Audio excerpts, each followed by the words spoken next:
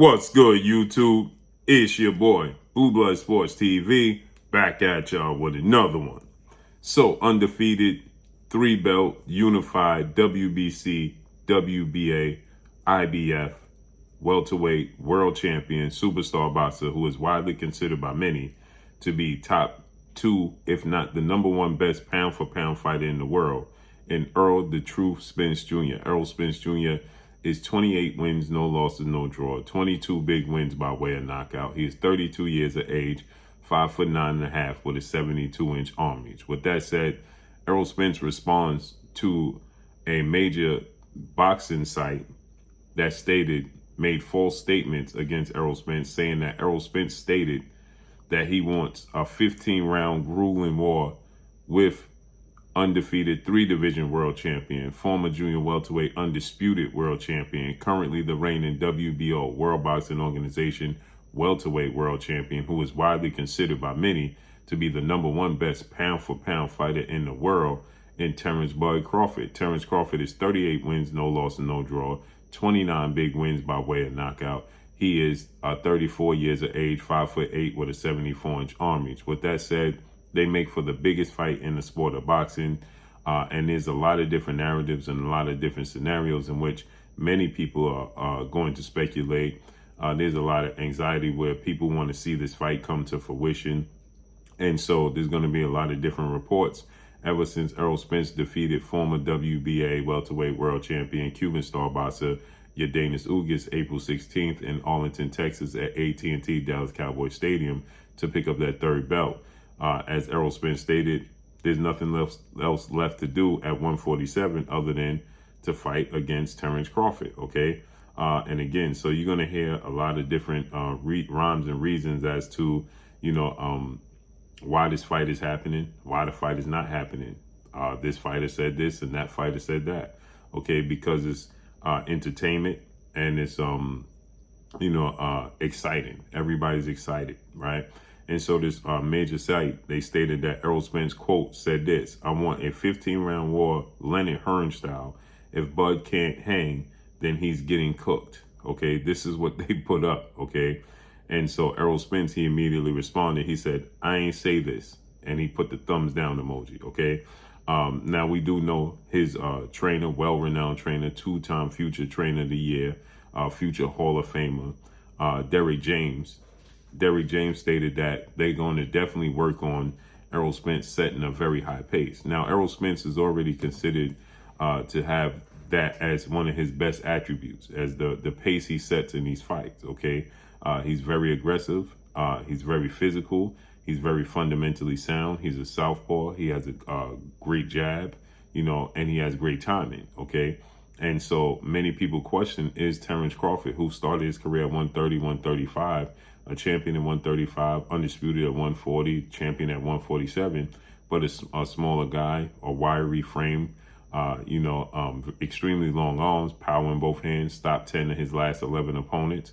So, people wonder, is Terence Crawford going to be able to deal with the physical nature of Errol Spence Jr.? And his trainer, Derrick James, he stated in a on the Instagram Live, he stated that they're going to work extremely hard, to set a very high pace and obviously to be very physical with Terence Crawford. Now, Derrick James didn't want to obviously go into many details as to what the game plan is going to be, obviously, for this fight.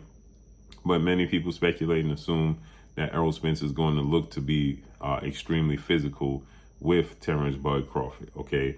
And so this is obviously an assumption on the part of this website. And but at the same token, that Errol Spence is very physical. Now, in a few fights of Errol Spence's, you look at the fight, he had his first pay-per-view with 4-division world champion, Mexican superstar boxer, Mikey Garcia.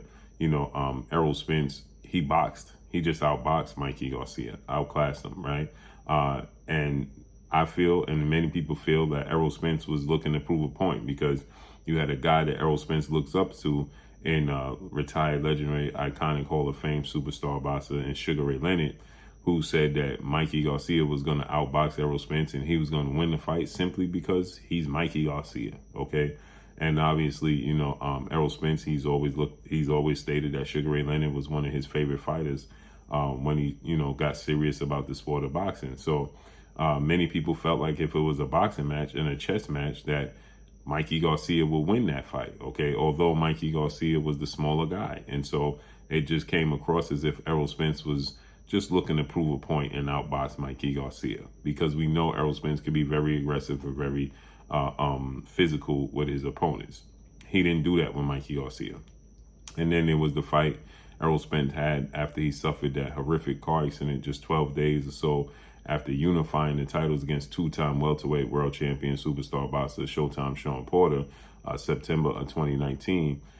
He came back 14 months later and he had a showdown with two-division world champion Puerto Rican superstar boxer and Danny Swift Garcia, in that fight with Danny Garcia, he was, obviously he didn't know what to expect. We didn't know what to expect. And I'm sure Danny Garcia didn't know what to expect, because nobody knew what was going to come of what took place with Errol Spence. And Errol Spence even stated he questioned himself. Derrick James, he was featured right here on my platform in an interview, and he stated that he didn't know, Errol Spence was not even more than 40 to 50% of himself. He said that, he don't believe Errol Spence was more than 40 or 50% of himself, right? And so, Errol Spence, he stated he was about 70% of himself or something of that magnitude, of that nature. But he just outboxed Danny Garcia, right? So he showed the ability to box. Now, when he was his first world title opportunity in 2017 against former IBF welterweight world champion, British superstar boxer, Special K Kell Brook, he was very physical in that fight. Broke Kell Brook's orbital bone, got the 11th round stoppage victory, okay?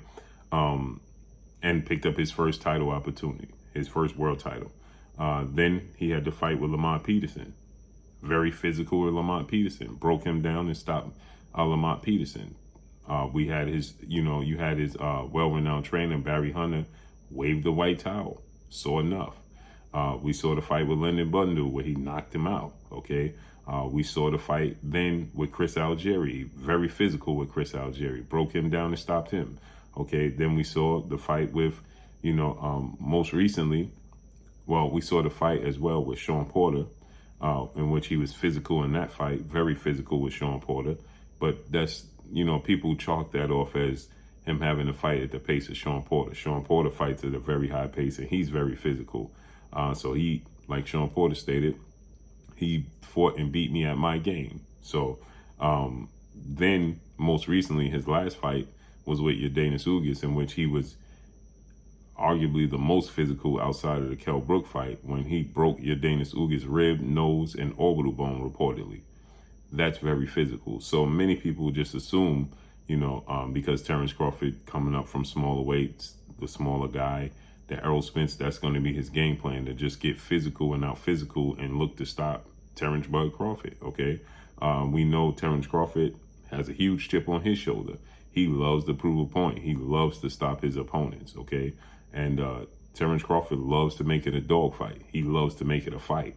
And hence the reason why he stopped 10 of his last 11 opponents. So with that said, the mindset to get Terence Crawford into a dogfight with a more physical, bigger, stronger, naturally guy seems to be, automatic, right? But maybe that's not the case. Many people don't look at this fight again like Mikey Garcia and say, oh, Errol Spence is going to outbox Terence Crawford. Many people don't view it that way. So, and the question is, Terence Crawford, he can also fight in different manners. We've seen that before when he so chooses. He chooses to make it a dogfight.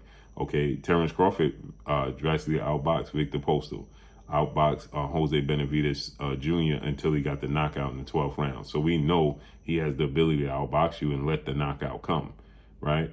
But then he shows signs of the fight he had with Shawn Porter. Again, that could be a testament to Shawn Porter. But the fight with Igor Kavalauskas, more importantly, because he was clearly the more skilled, talented, better athlete, but he chose to just exchange with Igor Kavalauskas to the point where Andre Ward, Olympic gold medalist, two-division world champion, former pound-for-pound king, retired Hall of Famer, he was commentating the fight, and he was saying he didn't like the fact that Terence Crawford was exchanging with Igor Kavalauskas. Why is he doing that? You know, and that's a mindset. That's a choice, you know, on the part of Terence Crawford. So I'm pretty sure at this point, people assume that Errol Spence wants to make it a physical, grueling fight. And thus, hence the reason why this platform put this statement out that Errol Spence is saying, I did not say that, when they're saying Errol Spence said, I want, quote, I want a 15-round war with Leonard Hearns style. If Bud can't hang, he's going to get cooked. Because that's the mindset most people think, that's the key to victory for Errol Spence, is to set a very, very high pace, get very, very physical, and see if Terence Crawford can keep up, period. So I believe that that's where that came from. But Errol Spence immediately responded, said, I ain't say this. And then he put the thumbs down emoji. So again, a lot of people are going to put the carriage before the horse because it's excitement. This is the biggest fight in the sport of boxing. It's the biggest fight for undisputed in the welterweight division since we had Sugar Ray Leonard versus Tommy Hearns back in September 16th of 1981, right?